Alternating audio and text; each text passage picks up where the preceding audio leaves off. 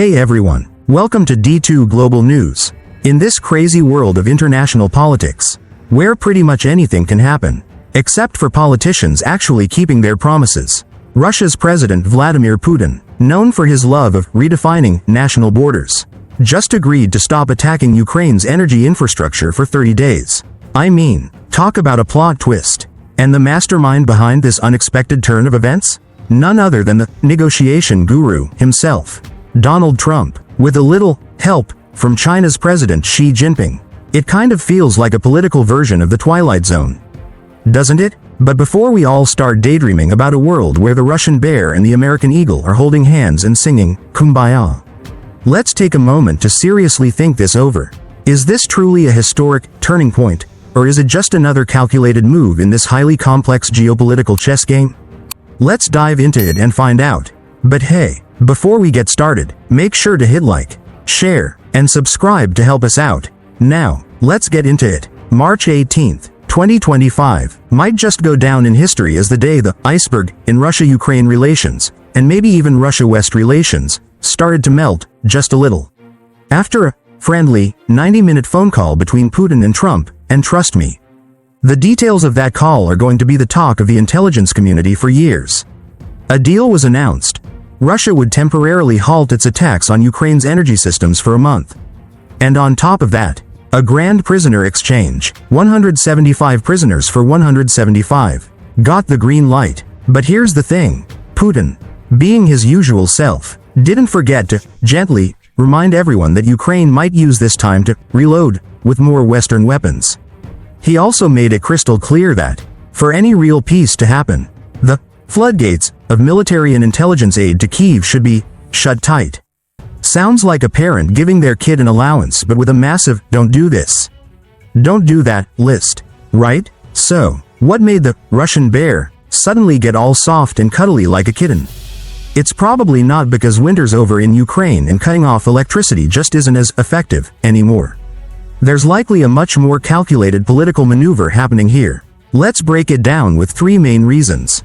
First off, Russia needs a timeout, a tactical break, if you will. Picture Russia as a football team trailing behind and needing a timeout to huddle up and rethink their strategy. After 2 years of relentless bombing of Ukraine's energy infrastructure, Moscow might just need to step back and assess whether this strategy is really paying off or if they're just burning through resources and making more enemies. Plus, Ukraine recently dared to attack Russian oil refineries, which might have made the Kremlin realize that tit for tat can really come back to bite you. Second, this move helps reduce the staring eyes from the West. Attacks on civilian infrastructure, especially during freezing winters, have made Russia the bad guy in this whole story. The UN and human rights groups have been vocal in their criticism. By temporarily halting these attacks, Russia might be trying to clean up its image, showing that they're still willing to negotiate, especially since some European countries are starting to feel tired of this long-running conflict and the growing economic costs.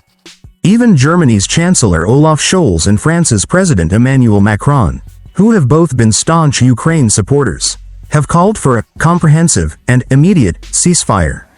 Third, this is a chance for Trump to test his diplomatic skills. With Trump back in the White House and a roller coaster policy approach, Russia might be trying to see if this special relationship could work out to Moscow's advantage. They're probably hoping Trump will take a softer approach to Russia and maybe even help sketch out a deal that's more favorable to Moscow than the current administration.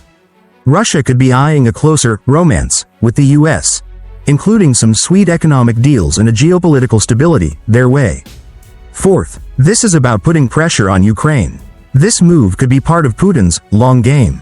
By halting attacks for 30 days, Russia wants to see what Ukraine does with that time.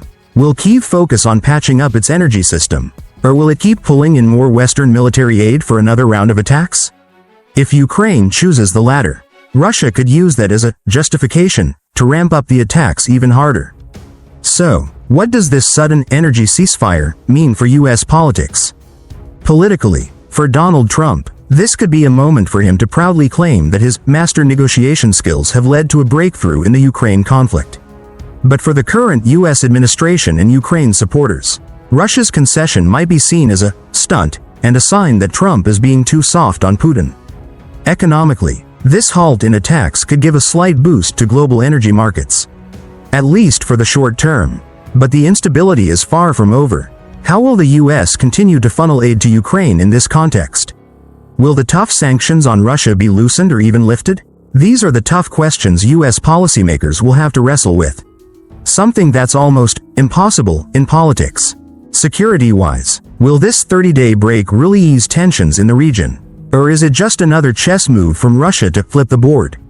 The US and NATO allies will have to keep their guard up and be ready for any surprises, including the possibility that Russia might flip the script and restart attacks once the ceasefire ends. And with the US public already deeply divided on the Ukraine issue, the new developments will definitely spark heated debates. In this unpredictable political symphony, each instrument has its own note, and sometimes those notes don't quite harmonize. On Russia's side, as mentioned earlier, Putin's still very cautious about the idea of a comprehensive ceasefire. He wants Ukraine to prove its goodwill by stopping its handouts from outside. Russia's probably trying to corner Ukraine into sitting down for talks on terms that benefit Moscow. On Ukraine's side, President Zelensky may welcome this energy ceasefire as a small glimmer of hope. But he's not going to get lost in wishful thinking. Kyiv will likely use this precious time to patch up its energy system and keep calling for Western support. For the US and Donald Trump might see this as a personal diplomatic victory and the first step toward peace.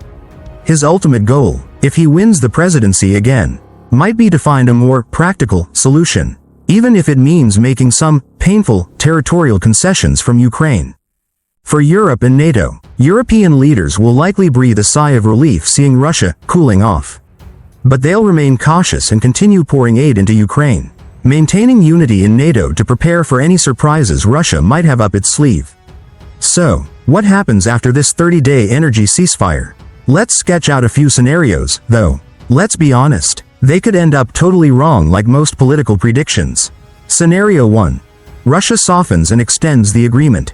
If Trump keeps negotiating and Ukraine stays calm without any provocations, Russia could consider extending the ceasefire and setting the stage for real talks on a comprehensive political solution. But that depends on whether Russia truly wants peace, and whether the conditions they set can be swallowed by Ukraine and its allies. Scenario 2. Russia flips and restarts the military campaign with renewed intensity. This might be the scenario that keeps a lot of people awake at night. After 30 days, if Russia feels Ukraine is abusing the ceasefire time to build up military strength or doesn't comply with Moscow's demands, the Kremlin could use that as an excuse to escalate attacks even harder. Russia has already hinted that they're worried Ukraine might be using the pause to rearm and recruit more troops. Scenario 3. Ukraine makes a strong comeback and prepares for a counter-offensive. On the flip side, Ukraine could use these 30 days to strengthen its energy systems, bolster its defenses, and keep drawing in more Western aid. This could lead to both sides gearing up for a fiercer battle once the ceasefire ends. Ukraine has already shown its resilient fighting spirit, and it's not backing down from what's rightfully theirs. Bonus round. A political meteor crashes down. In this crazy political world, anything can happen. Maybe a surprise event, like a coup in Moscow, a secret deal between the US and Russia, or even a real diplomatic miracle. Who knows? Politics can be weirder than an episode of Keeping Up with the Kardashians. So, in conclusion, Russia agreeing to halt attacks on Ukraine's energy infrastructure for 30 days isn't necessarily a turning point toward peace. It could just be another tactical move aimed at restructuring forces, testing reactions, and paving the way for future actions, both on the battlefield and at the negotiation table. In this chaotic geopolitical mess, figuring out Putin's true intentions is as tough as finding a lost TV remote. We'll need to keep a close eye on the situation and everyone's next move to really decode the meaning of this development.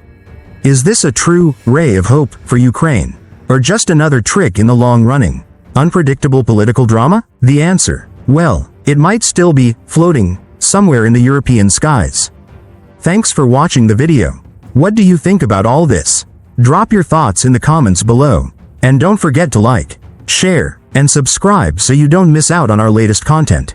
Take care, and see you next time.